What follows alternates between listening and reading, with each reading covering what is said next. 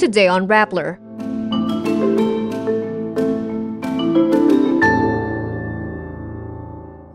Environmental groups in COP29 call for climate justice in the form of financing in light of the 6 storms that hit the Philippines in just 4 weeks. The head of a new government talk force vows to end red tagging and look closely at killings. President Joe Biden's administration allows Ukraine to use US-made weapons to strike deep into Russia. Kjær Theilvig of Denmark is the new Miss Universe. And Mercy Sunot of Filipino rock band Aegis dies at 48.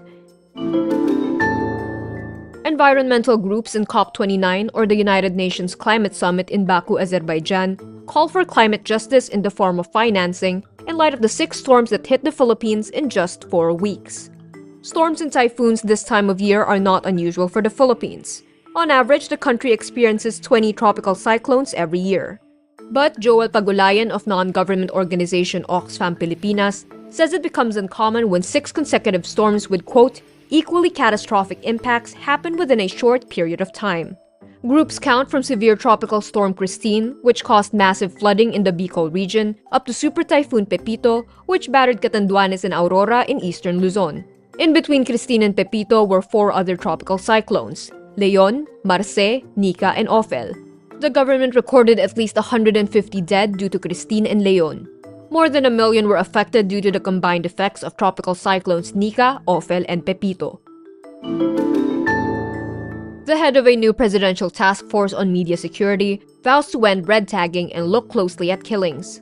In an interview with Kaloy Conde of the Human Rights Watch, former journalist and former Director General of the Philippine Information Agency Joe Torres vows to fulfill its task of protecting journalists.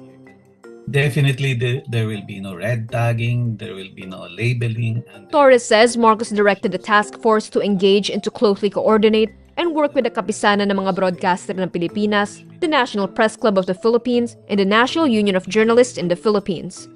He also says that the president was very specific about focusing on local media who are experiencing danger because of political issues.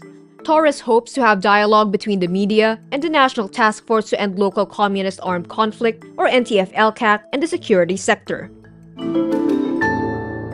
President Joe Biden's administration allows Ukraine to use US-made weapons to strike deep into Russia, a significant reversal of Washington's policy in the Ukraine-Russia conflict. Ukraine plans to conduct its first long-range attacks in the coming days. This follows months of pleas by Ukrainian President Volodymyr Zelensky for Ukraine's military to use US weapons. The change comes largely in response to Russia's deployment of North Korean ground troops to supplement its own forces. Russian lawmaker Maria Butina says Biden is risking World War III. Republican U.S. Representative Mike Turner, who chairs the House Intelligence Committee, says Biden's decision was long overdue and that there were still too many restrictions on Ukraine. The move comes 2 months before President-elect Donald Trump takes office on January 20, 2025. Kjær Theilvig of Denmark is the new Miss Universe. Theilvig bests 124 women from all around the world to become the 73rd Miss Universe during the finals night held in Mexico on Sunday, November 17.